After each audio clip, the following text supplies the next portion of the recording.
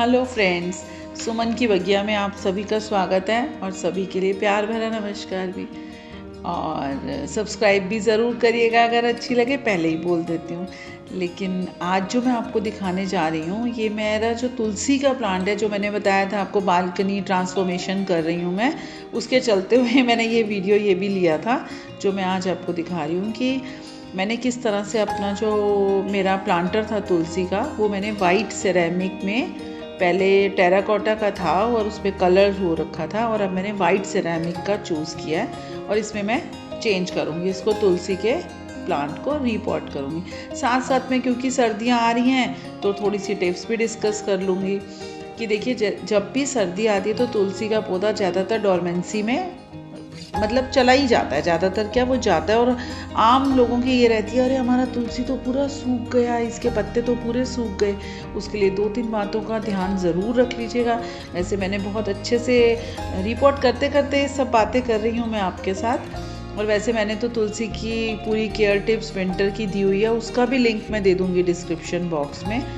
तो उसमें सबसे पहले तो आपको ये ध्यान देना है कि जब विंटर्स आएँ तो आपको पानी उसमें बहुत कम देना है। अब देखिए, जो तुलसी है क्योंकि बहुत पवित्र मानी जाती है और हम लोग अपने हिंदू धर्म के हिसाब से इसको हर रोज़ पानी देते हैं, तो आप ध्यान रखिएगा कि आप पानी को बिल्कुल थोड़ी मात्रा में दें, क्योंकि ज़्यादा देने से ये प्लांट बिल्कुल इसके पत्ते गिर जाएंगे। और अगर ये बिल्कुल पत्ते गिरेंगे तो ये इसका खाना कौन बनाएगा, खाना तो पत्ते ही बनाते हैं, तो हमें उनको बचा के रखना है। और देखिए, मैंने भी अपनी प्लांट को बाहर कर लिया है, कितनी सुंदर रूट्स लग रही हैं। अब मैं इसको सेरेमिक में चेंज करूँगी।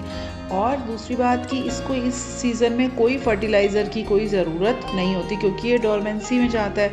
फेब्रुअरी मार्च के आसपास इसको आप इसमें कोई फर्टिलाइज़र डाल सकते हैं। तो इसीलिए मैं भी जब इसको डाल रही हूँ तो मैं इसमें क्योंकि इस मिट्टी में भी मेरा पहले से होगा ही फर्टिलाइज़र, तो देखिए, होल पे मैंने एक टिकड़ी रख ली है मिट्टी की, और अब मैं इसमें यही वाला पॉटिंग मिक्स डाल के इसको रीपॉट करूँगी।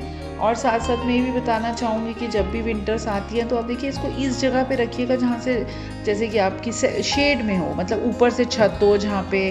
अगर आपके पास ऐसी जगह नहीं है जहाँ पे कि आप इसको कवर्ड एरिया में रख पाएँ, क्योंकि सर्दी में जो डायरेक्ट ओस होती है उससे भी ये प्लांट को बहुत नुकसान पहुंचता है। तो जनरली आप इसके ऊपर कोई चुन्नी रख दीजिए, दुपट्टा। मुझे तो ये लगता है कि जो इसको तुलसी जी को हम लोग दुपट्टा दे के रखते हैं, उससे हमारा एक मकसद ये भी पूरा हो जाता है कि भाई इसका प्लांट सर्दी में हरा भरा रहे।